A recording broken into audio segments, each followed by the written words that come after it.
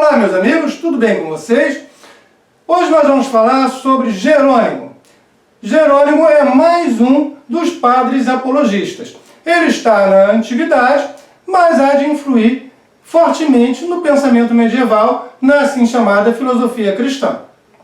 Ele nasce no ano de 347 e vem a falecer no ano de 420. Então, com 73 anos de idade. Ele nasce na cidade de Estridão. Por isso que também ele é conhecido como Jerônimo de Estridão. Hoje, essa cidade se encontra na Croácia. E ele vem a falecer na Palestina Prima, e que na época era uma província do Império Bizantino. A sua festa litúrgica ocorre no dia 30 de setembro. Isto porque ele é um santo na Igreja Católica Apostólica Romana.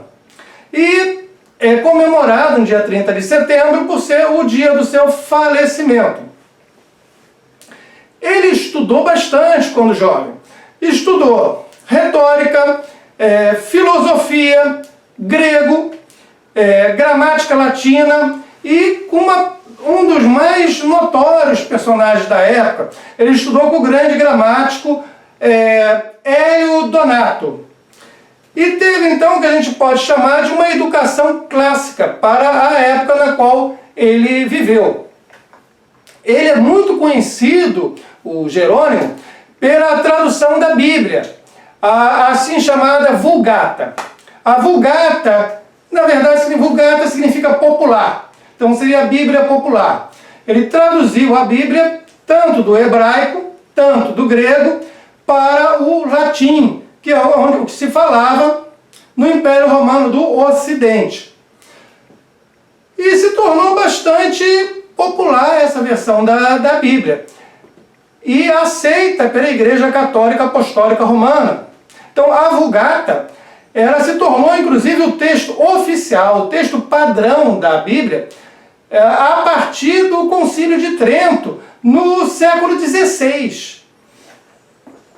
Uma outra coisa importante, a iconografia, as imagens, os quadros pintados do Jerônimo. Então a iconografia comete um erro lá no começozinho, e esse erro persiste, na verdade, uma sequência de erros. Vou falar de alguns, tá? Que estão nos quadros. Me parece que a causa mais provável é que no latim o nome de dois santos é muito parecido. O santo Jerônimo, do século IV, divisa com o século V, e o santo Zerásimo, do século V. O Zerásimo, ele vem a falecer no ano de 475. Não há uma certeza em relação ao ano do seu nascimento, mas ele está ali dentro do século V, o Zerásimo, enquanto que o Jerônimo está ali na divisa do 4 para o 5, de 347 a 420. O nome, mesmo em português, que a nossa língua portuguesa deriva do latim, os nomes são muito parecidos, Jerônimo e Zerásimo. Mas são pessoas diferentes, com histórias de vida diferentes. Os dois são santos pela Igreja Católica Apostólica Romana. Então, na iconografia, houve uma mistura entre os dois. E o Jerônimo aparece muito ao lado de um leão. Mas o leão não tem coisa alguma a ver com o Jerônimo. A história de que o santo encontrou um leão com espinho na pata, retirou esse espinho da pata, e o leão se tornou um animal doméstico, como se fosse um cão doméstico, e seguia o santo para todo lugar que ele ia. E logo após o falecimento do santo, pouco tempo depois, o leão também veio a falecer e foi enterrado num túmulo próximo ao do santo. É a história do Zerásimo, não é a história do Jerônimo.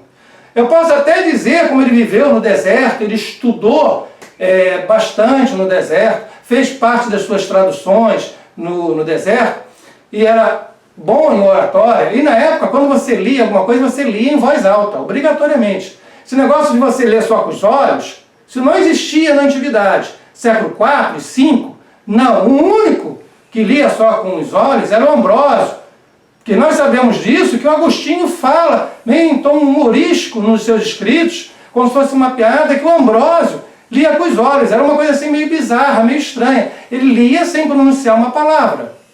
Era o que o Ambrósio fazia e foi narrado por Agostinho. Que na época a leitura era oral. Então, ele pode sim, o Jerônimo, por isso, ser considerado metaforicamente o leão do deserto. Ele é o leão do deserto. Mas não teve convívio algum com o leão. Quem teve, dentro dessa mitologia, foi o outro santo, o Zerásimo. Por que eu falo isso? Porque quando você entrar na internet, você vai encontrar um monte de gente pegando essa história do leão que pertence ao santo Zerásimo e jogando ela erradamente, equivocadamente, para o Jerônimo.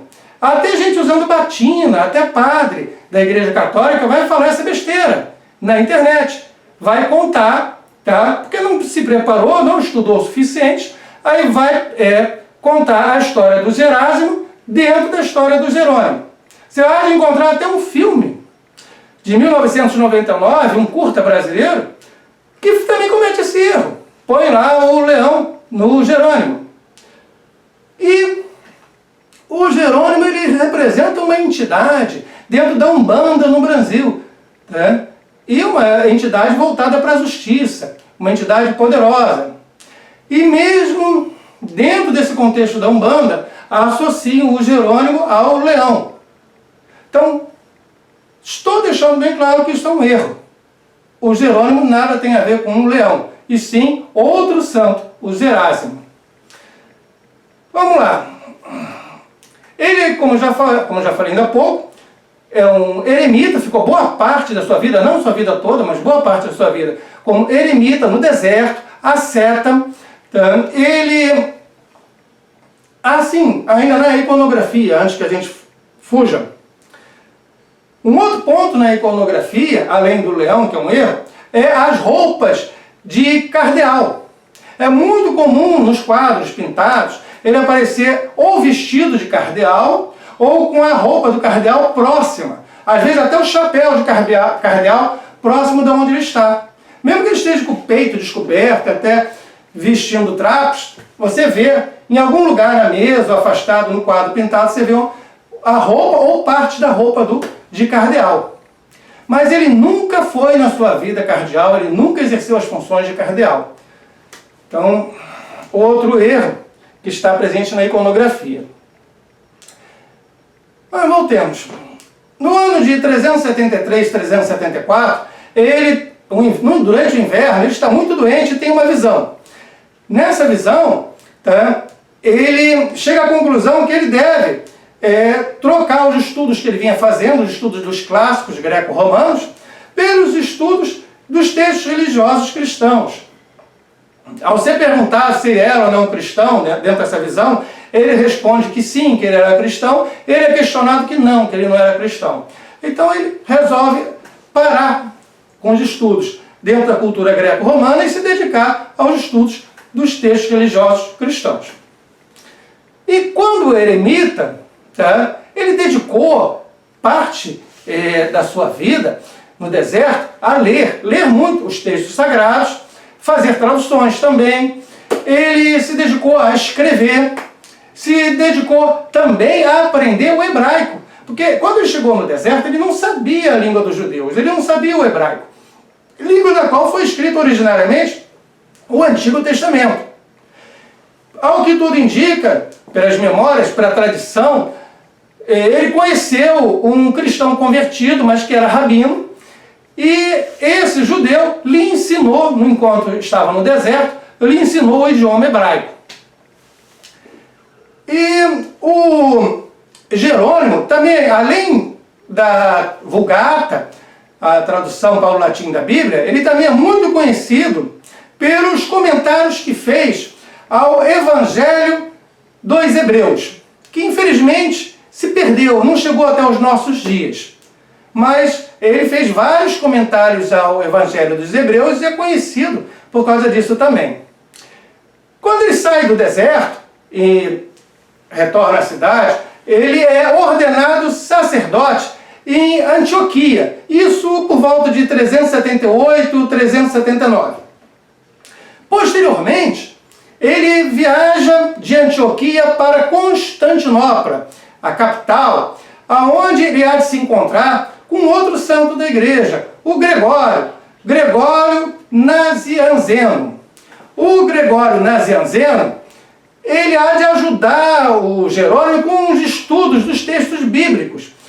E vai ser seu guia por 2 anos. Jerônimo vai ficar ali com o Gregório estudando 2 anos os textos bíblicos. Depois disso, ele viaja a Roma. Em 382, 385, ele viaja a Roma, fica amigo do Papa, então, o Dámaso I, tá? Dámaso I, e participa do Concílio de 382. O Dámaso, ele sugere que o Jerônimo empreenda esforços para a tradução da Bíblia, tanto do hebraico, Antigo Testamento, tanto do grego, Novo Testamento, para o latim. E o Jerônimo é praticamente o secretário particular do Dámaso I, enquanto este é vivo. Depois que ele falece, o Jerônimo se indispõe com a corte papal e acaba deixando Roma. Dentre outras coisas, o Jerônimo também há de combater os hereges, as heresias da época, e há de defender aquele dogma que mais tarde há de se tornar um dogma, né? Na época dele ainda não era, que da virgindade perpétua de Maria. Maria, na qual Jesus foi gerado, ela não teve uma relação carnal, uma relação sexual antes, tá? Foi o Espírito Santo que colocou Jesus ali, então ela permaneceu virgem. Após o nascimento de Jesus, mesmo com a passagem da criança, ela continuou virgem.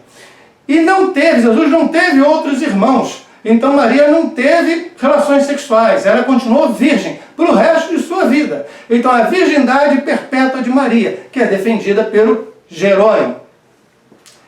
Consequentemente, ele há de defender não somente a virgindade, mas também a castidade, como sendo algo superior ao matrimônio. Se você tiver de escolher entre a castidade e o matrimônio, escolha a castidade, a virgindade.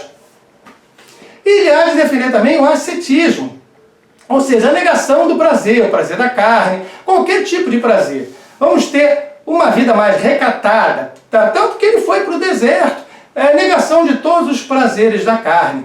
Então ele defende o ascetismo. E também ele se mostra contrário ao Orígenes. Lembra do Orígenes? Se não, nós temos um vídeo sobre ele aqui no canal, Orígenes, vale a pena ver.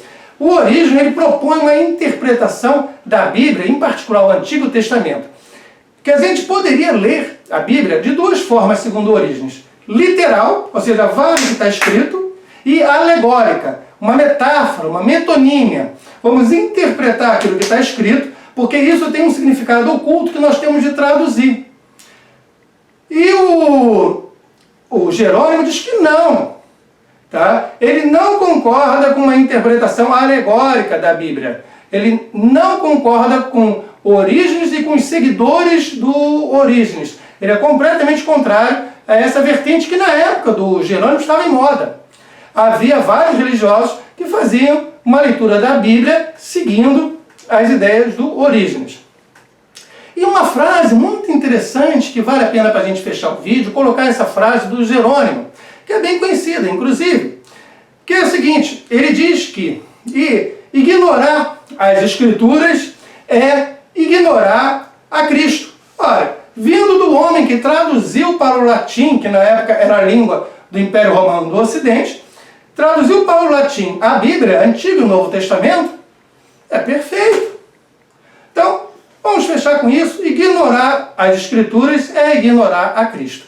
Gente, se você gostou, deixe seu comentário, dá sua curtida, se inscreva no canal. Então, até o próximo vídeo e muito obrigado pela presença. Até mais!